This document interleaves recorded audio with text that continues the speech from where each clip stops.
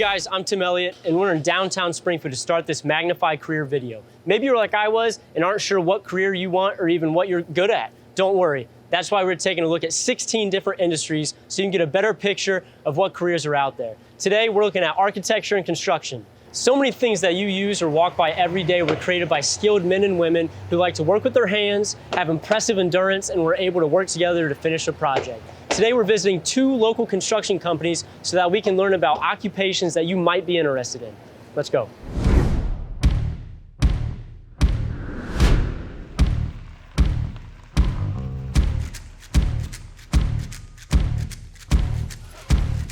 We're here at CNN Contractors. We're going to learn about 2 opportunities in this line of work. This is Doug. He's the masonry supervisor here at this site. Doug, what does a typical day for you as a masonry supervisor look like? Start your day, we get all of our equipment loaded and go to the job site, get set up. A lot of times we already have scaffolding in place, or we use man lifts a lot also. So when you first go into that field, do you have an idea of what a kid might look at making, per hour or job, or how does that work? I know, so here I think we start at $15 an hour, entry level. How would they look to get into a job like this? Well, you could just contact different contractors. Sometimes you might even, in school, if you have a driver's license, some places may have part-time work for summer just to get your feel, get your feet wet. And would you say that they need a college degree to do this kind of work? No, you wouldn't need a college degree. I know there's vocational schools. Instead of going to regular, you may want to go to a vocational school. Okay. And also our company, we offer classes for people. I mean, of course, obviously OSHA classes and things like that. Continued education, we do that constantly. A young person, if you want to go into being an estimator or whatever, our company usually will pay your tuition to go to school, and stuff like that. So now we're going to talk to John. He's the construction supervisor here. John, what exactly does a supervisor do? Supervisor has a big role in the construction industry. They have to be able to organize the job site and keep everything rolling smoothly. Also, safety is a primary concern to make sure everybody gets to go home at night. It's a fairly involved job, actually. Now, for a kid who's looking to go into being a construction supervisor like yourself, what would they have to do? I mean, would they have to graduate high school, college? There's different ways of getting into it. Most companies now for supervisors probably would like to see a college education. It's not impossible to get into it without having that, since I've done it. But, you're right. But yeah, the best thing that I can suggest is to make sure you have a good background in math, make sure your reading skills are excellent. You want to make sure that you understand how things work. There are actually programs out there that you can go into that will train you to be a superintendent. But yeah, that's where most of them come from.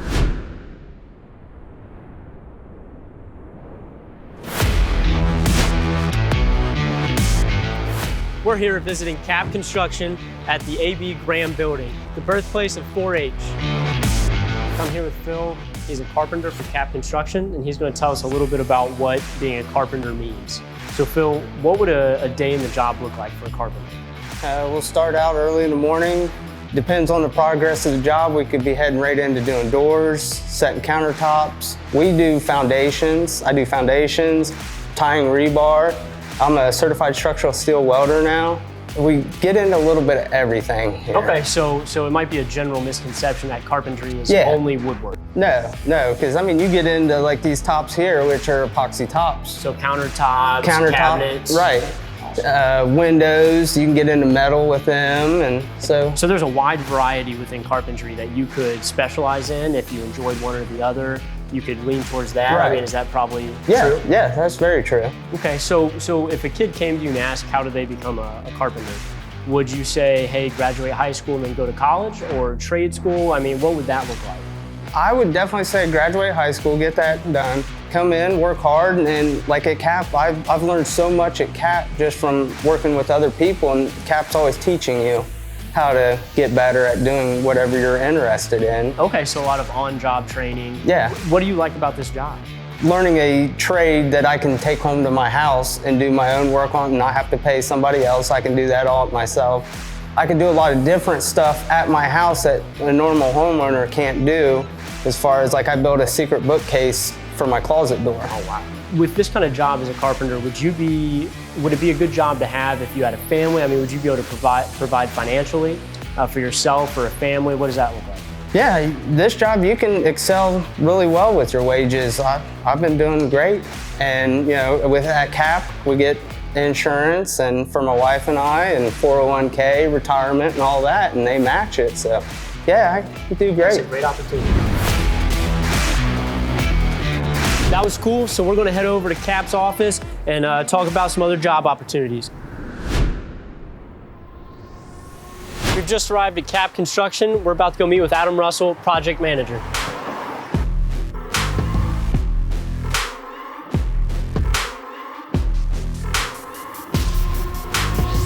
We're gonna see what Adam does on a daily basis. Could you describe a little bit of what you do as a project manager? Primarily my role at CAP is to work with customers from the beginning of the project and just manage the overall process from concept through completion of the construction project. So you oversee a lot of what goes on. I mean, I'm not physically putting work in place, but I'm reading contracts, I'm doing budgets, monitoring the actual construction cost and how they compare to the initial estimate. So you have to have a vast knowledge of just, I mean, almost you have to know about everything that's going on. So with that, how did you get into this field? I, from an early age, was always interested in building. I grew up on a farm, you know, help my dad tinkering with do stuff projects, build things and so forth. In high school, I worked on some installation crews. So we'd come in at the end of construction projects and do all the furniture installation, office systems installation.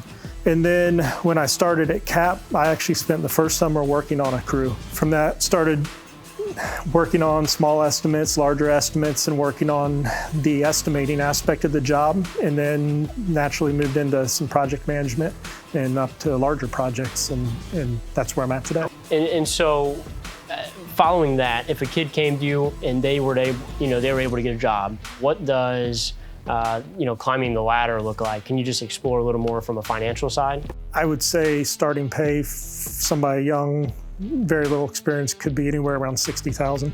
Okay. But they could quickly climb that. If I'm hiring a project manager, I'm looking for somebody that's got at least some kind of post-secondary education. Doesn't have to be a full-on bachelor's degree in something. Be nice if they'd taken some coursework, but being able to be accurate with your calculations, so a strong math background, good soft skills with people, being able to, get along and network with people and do the things that successful business people do is critical. Having an actual degree, I'd rather have those soft skills and the work ethic and the drive to take on challenges and figure out how to problem solve and make the project successful, because there's always going to be problems with it. We just finished with two awesome construction companies, Cap Construction and CNN Contractors. They've gave us a lot of great insights as to what they're looking for. First off is hard work. Second off is willingness to learn. They provide a lot of great on-job training. And thirdly, just taking pride in what you do, showing up on time and being respectful. Thanks for joining me today. If any of these jobs interest you, please take a closer look at these in-demand jobs in construction and architecture.